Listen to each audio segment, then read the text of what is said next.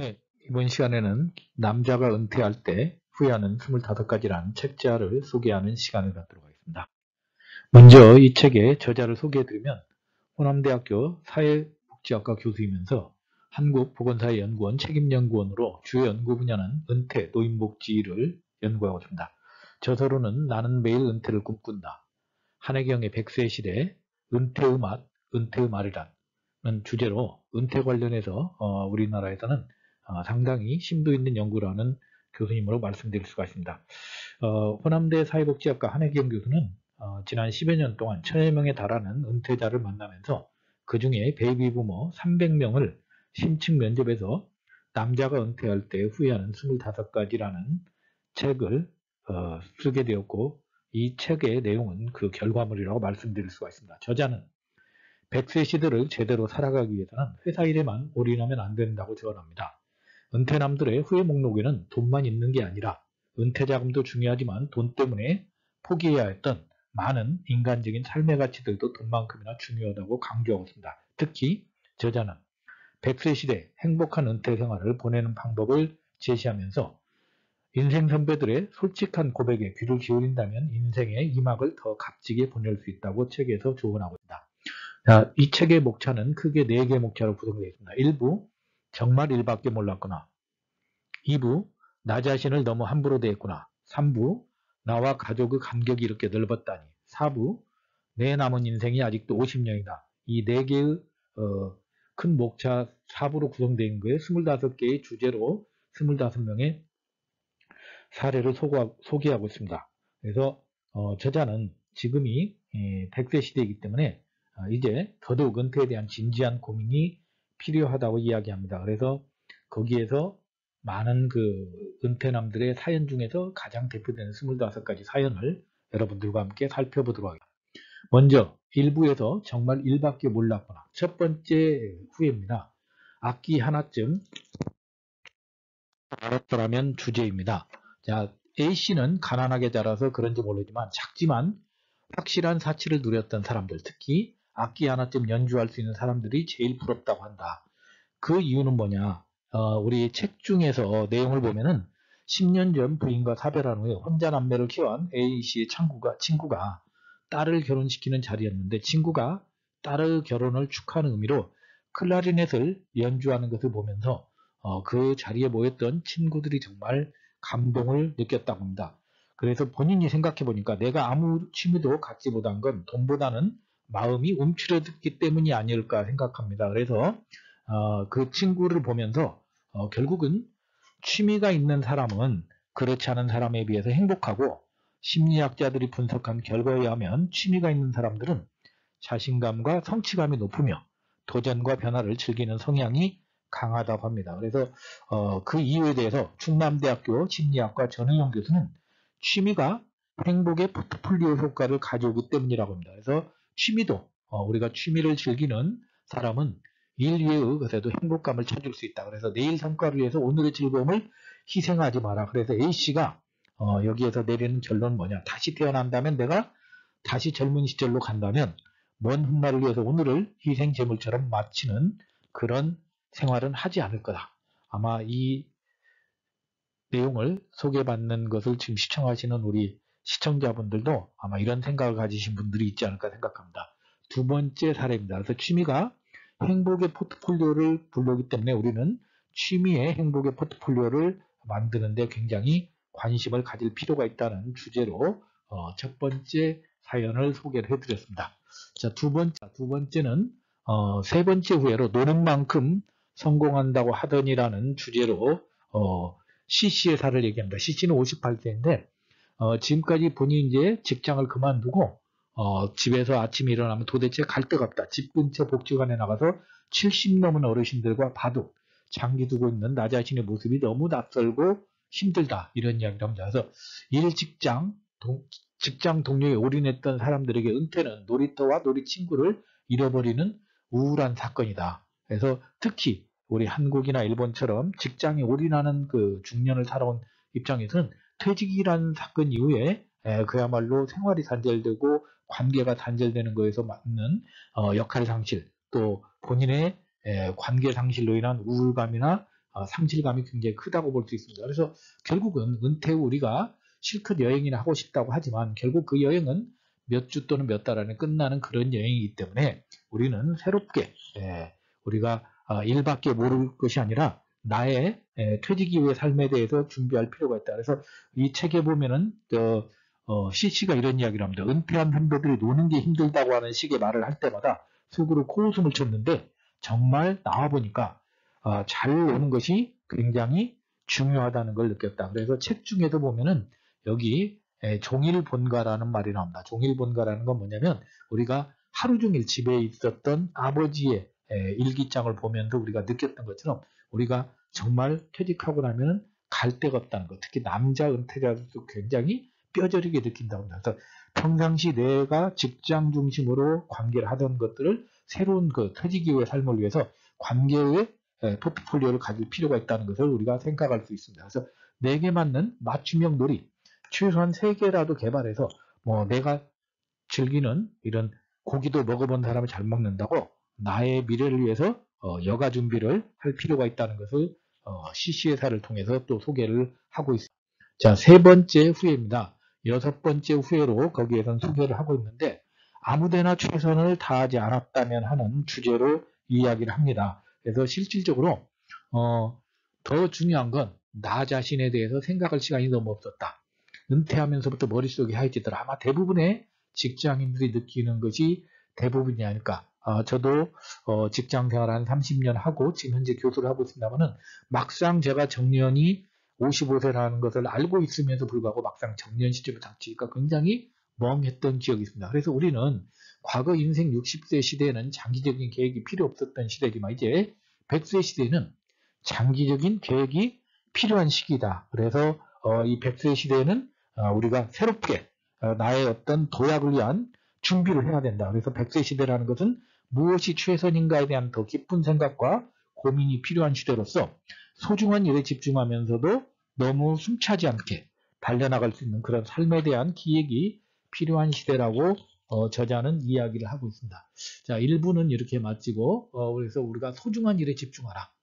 6번째 후에서 저자는 이야기를 합니다. 2번째 2부에서 나 자신을 너무 함부로 대했구나.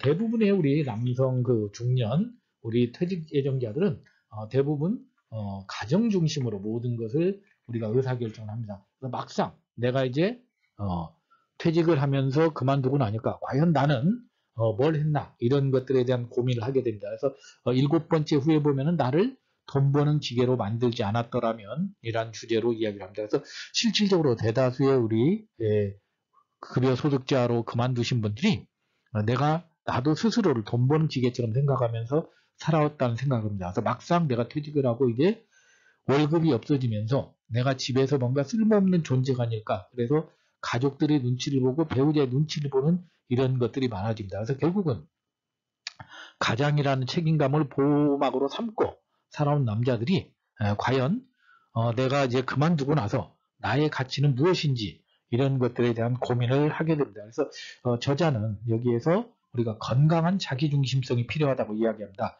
자기중심성이라는 것은 즉 자기 자신의 고유한 가치와 개성을 존중하며 사랑하며 자신을 소중하고 여기며 돌봐야 된다고 이야기를 하고 있습니다.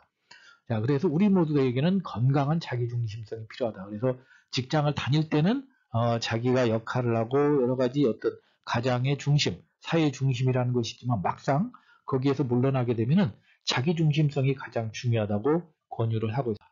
자, 8번째 후회를 보면은 외로움과 좀 더 친하게 지냈더라면 주제입니다. 자, 직장을 다닐 때는 우리가 내가 평생 외로움이라는 걸 몰랐다고 생각을 합니다. 내 그 전화번호부, 카톡, 수많은 메신저에서 수많은 사람들이 일과 연결되지만 막상 직장에 그만두게 되면 내가 평생 직장 동료들에 둘러싸여 왁자지껄 떠들며 살 줄 알았거든요 하는 이 사례자의 사례처럼 실질적으로 남자들은 은퇴의 고독감, 고립감에 여성들보다 더 취약하다고 합니다. 그래서 외로움은 외나무다리의 원수와 같은 것이다. 그래서 시인 황동규는 혼자 있을 때 문득 찾아오는 삶의 기쁨을 황홀해서 환해진 외로움이라는 홀로움이라는 단어도 만들어냈다고 하는데 결국은 우리가 이제 나이가 들면서 외로움과 좀 더 친해질 수 있는 일본에서 우리가 고독력이 강한 사람이 100세 시대에 생존할 수 있다고 하는 것처럼 이제 고독을 즐길 줄 알고 고독을 내가 키울 수 있고 고독을 견딜 수 있는 그런 힘을 키우는 것을 또 8번째 후에서 저자는 권유를 하고 있습니다. 그래서 100세 시대 외로움과 친해지고 고독력을 키우는 그런 능력을 키우라고 이야기를 합니다. 자, 그 다음에 이제 10번째 후입니다. 내 몸을 좀 더 소중히 다뤘더라면 이란 주제입니다. 그래서 우리가 직장을 생활을 하다 보면 내가 좀 힘들고 또 정서적으로 힘들고 육체적으로 힘들더라도 결국은 가족들을 위해서 정신력으로 버팁니다. 그래서 우리는 정신력으로 몸을 버틸 수 있다고 하는데 이것은 오해라고 생각합니다. 그래서 저는 죽을 고비를 넘기면서 비로소 정신력이란 체력이라는 껍데기 없이는 아무 힘도 쓸 수 없다는 거라는 걸 깨달았다는 사례자의 그 사례를 소개하면서 결국은 정신력도 체력이라는 껍데기다. 특히 운동선수들도 절대 몸을 혹사하지 않는다. 그래서 프로야구 이병규 선수의 몸 아끼기 목록을 소개를 합니다. 그래서 야구 선수는 눈이 중요하므로 TV도 좋아하는 프로는 딱 한두 시간만 본다고 합니다. 이병규 선수는. 그 다음에 잘 쉬는 것도 중요하므로 아무것도 안 하고 침대에서 그냥 누워있기만 하고 담배도 안 피우고 콜라도 안 마실 만큼 이렇게 철저하게 프로 선수들은 자기 몸을 관리한다고 합니다. 그래서 우리도 저자는 이런 이야기를 합니다. 당신은 앞으로 퇴직 이후에도 수십 년을 더 살 사람이기 때문에 오랜 시간 아픈 몸을 이끌고 병든 삶을 살고 싶지 않다면 이제라도 내 몸을 소중히 다뤄야 한다. 내가 아니면 누가 내 몸을 돌볼 것인가 이런 주제로 건강의 또 소중함을 또 우리에게 또 소개를 하고 있습니다. 그래서 2부에 나 자신을 너무 함부로 대했구나 세 가지 후회를 소개를 해드렸습니다. 그래서 이제라도 당신의 몸을 소중히 다루라고 저자는 이야기다. 자, 이제 3부입니다. 3부에서는 나와 가족의 간격이 이렇게 넓었다는 주제로 또 저자는 이야기를 합니다. 그래서 14번째 후회로 자식에 대한 투자, 상한선을 정했다면 아마 대부분의 중년층, 베이비 부모들이 가장 고민하는 것이 본인이 퇴직할 때쯤 되면 자녀의 교육비, 결혼, 독립자금에 또 비용이 들어가게 됩니다. 그래서 과연 내 노후 준비가 우선인지 자녀에 대한 투자가 우선인지 고민하게 됩니다. 그래서 이 사례자를 보면은 애들도 중요하지만 나 자신에 대한 투자, 부부의 노후 준비도 굉장히 중요하다. 그래서 자식 투자는 내가 가진 것의 50%를 넘지 마라.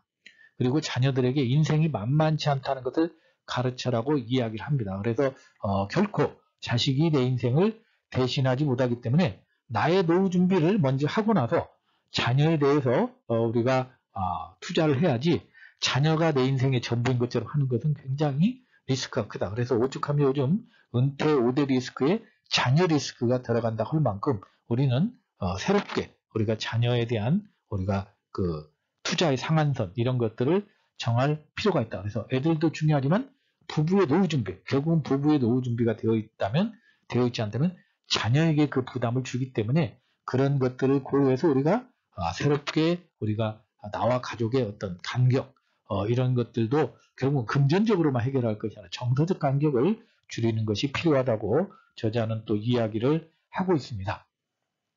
그 다음에 이제 15번째 후회로 아내와 함께 노는 기회를 놓치지 않았더라면 이런 또 후회를 하는 사례가 있습니다. 더 중요한 건 나 자신에 대한 생각할 시간이 너무 없었다는 점이다. 그래서 대부분의 이제 또 많은 남성분들이 직장을 다닐 때 대부분 일을 중심으로 회사를 중심으로 모든 의사결정을 하고 시간을 할애하다 보니까 막상 가족 중에서도 가장 자기하고 가까운 배우자의 관계를 제대로 하지 못하는 경우가 많습니다. 그래서 실질적으로 우리가 배우자 같은 경우에 금성에서 와서 화성으로 가버린, 그러니까 여성에서 이제 남성화되는 아내가 왔는데 마치 아내는 언제 날아가 버릴지 모르는 낯익은 타인이 될 수 있다는 이야기를 합니다. 그래서 부부가 함께 할 수 있는 기회를 절대 놓치지 마라. 그러니까 나중에 잘해줘야지 하는 것보다 미리미리 부부관계를 점검해서 가장 가까이에 있는 장비부터 살펴봐라. 저는 이 말이 굉장히 인상 깊었습니다. 그래서 당신의 스프링클러가 아무리 잘 되어 있어도 정원의 먼 부분에 있는 잔디에는 물을 공급하지만 정작 수온으로부터 가장 가까운 잔디는 오히려 누렇게 변하더라. 그러니까 우리가 어떻습니까? 내가 하는 관심의 어떤 관심사항이 스프링클러라고 본다면 우리는 오히려 나하고 먼 부분에 있는 직장 동료, 그러면 뭐 예를 들어 거래처 이런 사람들하고는 굉장히 우리가 친밀하게 했지만 막상 나하고 가장 가까웠던 가족, 그 중에서도 가장 나하고 노년을 오래 함께할 배우자에게는 우리가 실질적으로 시간이나 관심을 덜 기울이는 것이 특히 우리 한국인 남성들의 가장 큰 아마 패턴이 아닌가 생각합니다. 그런 관점에서 본다면 우리는 결국은 스프링쿨러가 가장 가까운 곳에 관심을 가지지 않고 그 잔디가 누렇게 변하도록 하는 것처럼 내 배우자와 함께 하는 기회를 하는 것이 중요하다. 그래서 아내는 언젠가 날아가 버릴지 모르는 낯익은 타인이 될 수 있다는 거. 그래서 요즘 뭐 황혼이혼도 굉장히 많은 이슈가 되고 있는데 그걸 우리가 리스크를 해칭하기 위해서는 결국 배우자와 황혼 리스크를 줄이는 방법은 내가 직장 생활할 때부터 배우자의 관계 개선을 개선하는데 노력해야 된다고 합니다. 그래서 아내와 친하게 지낼 수 있으려면 아내와 함께하는 예를 들어서 산책을 한다든지 아내와 예를 들어서 여행을 간다든지 아내와 함께 즐길 수 있는 기회를 가지는 것이 굉장히 중요하다고 합니다. 그래서 우리는 실질적으로 이런 것도 알면서도 제대로 못하는 것이 많다는 얘기죠. 자, 그 다음에 이제 16번째 후회로 물질보다 경험을 더 많이 소비했더라면 이런 또 후회를 하는 사례를 소개합니다. 그래서 이 사례자는 본인이 죽을 때까지도 떠오를 그런 아름다운 추억을 많이 가졌더라면 좋았겠다 이런 생각을 해봤는데 막상 본인의 젊은 시절을 생각해볼까 돈 버는데 급급했고 승진하는데 급급했고 오로지 전부 다 물질만 추구했는데 지금 생각해보면 공허한 어떤 허무함만 남고 어떤 본인이 아슬한 정말 추억으로 경험할 수 있는 좋은 그 경험이 없더라는 거죠. 그래서 과연 죽을 때 어떤 광경이 떠오를까 생각해볼까 대부분의 사람들이 죽을 때 내가 돈을 더 벌었으면 아니면 좀 더 승진했으면 아마 이런 그 후회를 하는 사람들 거의 없더라는 겁니다. 내가 가족들과 좀 더 즐거운 시간을 가졌더라면 사랑하는 사람들과 좀 더 여행을 했더라면 좀 더 나은 추억을 쌓았더라면 이런 다 후회를 하더라는 거죠. 그래서 결국은 죽을 때 우리가 경쟁에서 이겼던 순간을 떠올리면서 미소 짓는 사람은 없다. 결국은 두고두고 기억에 남을 추억을 쌓으라고 이야기를 하고 있습니다. 그래서 이제 제프 딕슨이라는 그 사람이 올렸던 인터넷에 올렸던 우리 시대의 역설을 저자는 소개를 합니다. 우리 시대의 역설은 이것이다. 소비는 많아졌지만 더 가난해지고 더 많은 물건을 사지만 기쁨은 줄어들었다. 가진 것은 몇 배가 되었지만 가치는 더 줄어들었다. 특히 우리가 코로나 이후로 우리가 또 자산 가치가 상승하면서 사람들이 자산 가치의 상승으로 인한 물질을 추구하는 것은 늘었지만 오히려 정서적 만족은 점점 줄어들고 있습니다. 이것이 바로 우리가 경험보다 물질을 추구하는 우리 삶의 형태가 아닌가 생각합니다. 그래서 저는 정말 우리나라가 특히 과거에 비해서 훨씬 더 많은 그 자산이나 소득은 늘었음에도 불구하고 행복도가 떨어지는 것은 우리가 물질주의 관심이 아닌가. 그래서 이제는 우리가 물질보다 경험을 소비하는 쪽으로 이제 트렌드가 바뀌고 마인드가 바뀌는 특히 노년기에 가서 그런 삶을 우리가 추구해야 진정한 만족을 느낄 수 있다고 이 3부의 16번째 후회를 통해서 다시 한번 생각해보는 계기가 되었습니다.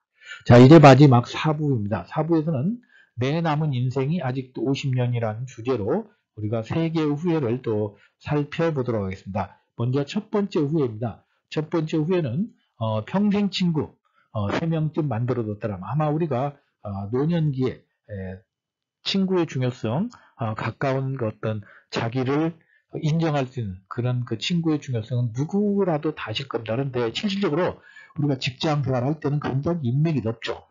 예를 들어서 지연도 있고 혈연도 있고 사연도 있고 여러 가지 학연도 있고 여러 가지가 있지만 막상 직장을 그만두게 되면은 직장 동료들은 은퇴와 함께 바로 흩어지고 마는 사이라는 것을 실감합니다.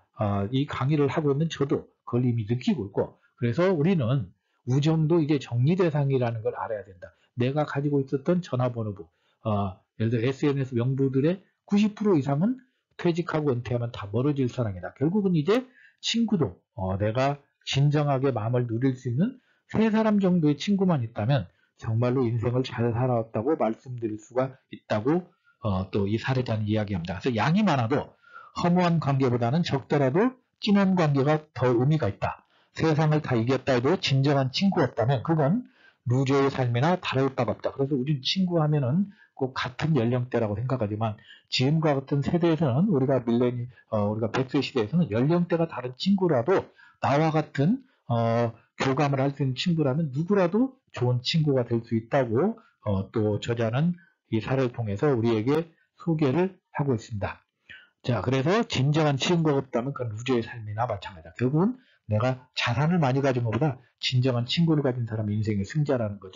자, 그 다음 이제 22번째 후에 꿈을 담은 나만의 명함을 만들었다라면 저는 참 이게 굉장히 좀 뭉클했습니다. 딸 결혼할 때 내밀 명함이라도 있다면 아마 그 제 나이 또래가 되신 분들은 대부분 직장을 다닐 때 자신의 자녀를 결혼을 시키려고 하지만 막상 그런 것들이 요즘 또 10,000원이나 또 굉장히 비용 이런 것 때문에 늦어지게 됩니다. 그래서 막상 자녀들이 결혼을 하게 될 때 내가 그래도 부모로서 또 나만의 어떤 명함을 줄 수 있는 것들이 없을 때 굉장히 어떤 그 사회적인 또 역할의 상실로 인한 또 상실감 또 자녀에게 대해 미안함을 갖게 되는데 대부분의 퇴직 이후에도 자기 자신만의 꿈을 찾았던 친구들은 자신만의 명함 또 자신만의 일을 가지고 굉장히 당당하게 하는 것들이 많더라. 그래서 저자는 이런 사례에서 이야기를 합니다. 나만의 명함을 여러 개 준비하라. 그리고 책 중에서 사실 평생 직장은 없다는 말은 수없이 들었지만 그래도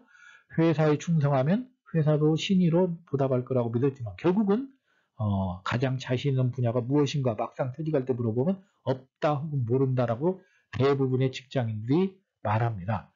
결국은 뭐냐? 우리가 모든 직장인은 식품처럼 유통기한이 있다.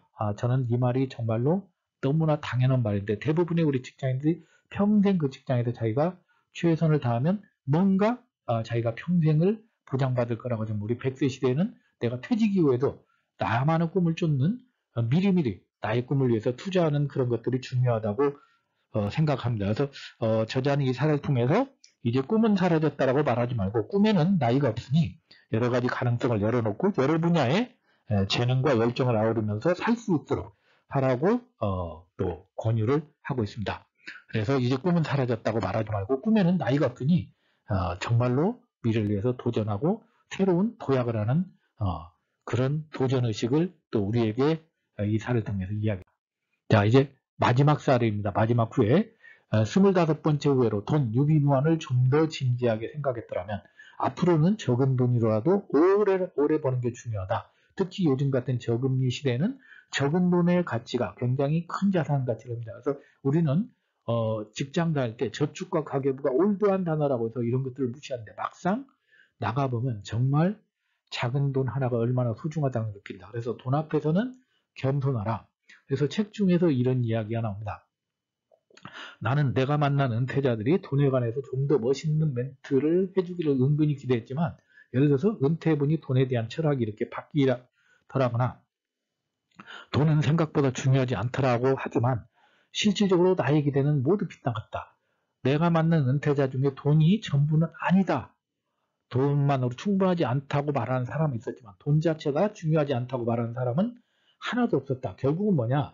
돈이라는 것은 우리가 100세 시대 건강 모든 것 다 중요하지만 기본적인 나의 어떤 최소 생활비, 안정적 생활을 위한 은퇴 준비는 너무 중요하기 때문에 특히 직장 생활을 할 때 있을 때 자신만의 어떤 은퇴 포트폴리오, 3층 보장제도 또는 이런 그 투자를 통해서 평생 월급 포트폴리오를 만드는 것이 중요하다고 저자는 마지막 후에서 이야기를 합니다. 그래서 오래 일하고 오래 벌고 저축하는 것이 최선의 우리가 돈에 대한 전략이라고 이야기를 합니다. 자, 그러면서 마지막으로 저자는 행복한 은퇴 생활을 위한 패러다임의 전환으로 7가지를 책 중에 소개를 합니다. 그래서 첫째는 행복의 포트폴리오를 극대화할 것을 찾아라. 그래서 행복의 포트폴리오는 우리가 일과 놀이와 그 다음에 취미생활 이 3가지를 포트폴리오를 갖추는 것이 우리가 행복의 포트폴리오를 극대화한다고 저자는 소개를 하고 있습니다. 둘째, 무엇이 최선인가에 대해서 깊이 생각을 하고 특히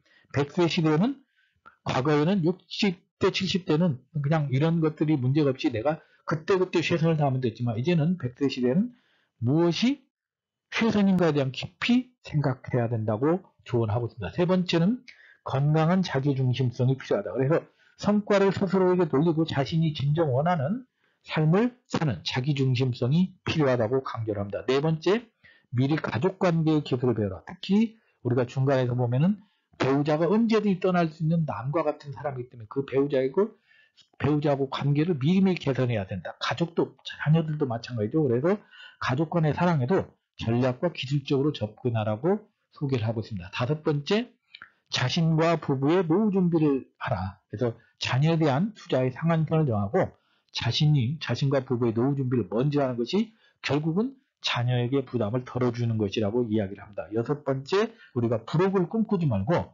불혹이라고 해서 내가 흔들리지 않다 이렇게 생각하지 말고 40대면 아직도 멀었다는 거죠. 인생이 판단스럽기 때문에 열정을 가지고 다양한 일에 도전하고 여러 의무를 파야 적은 돈이라도 평생 계속 벌 수 있는 자신만의 어떤 경력 포트폴리오 쌓아라고 이야기합니다. 마지막 7번째, 고독과 친해지고 혼자 사는 기술을 터득하라고 하면서 관계의 소중함을 기억하고 평생 친구 3명 정도는 꼭 만들으라고 조언합니다. 자, 오늘 여러분들에게 소개해드린 한혜경 교수의 남자가 은퇴할 때 후회하는 25가지.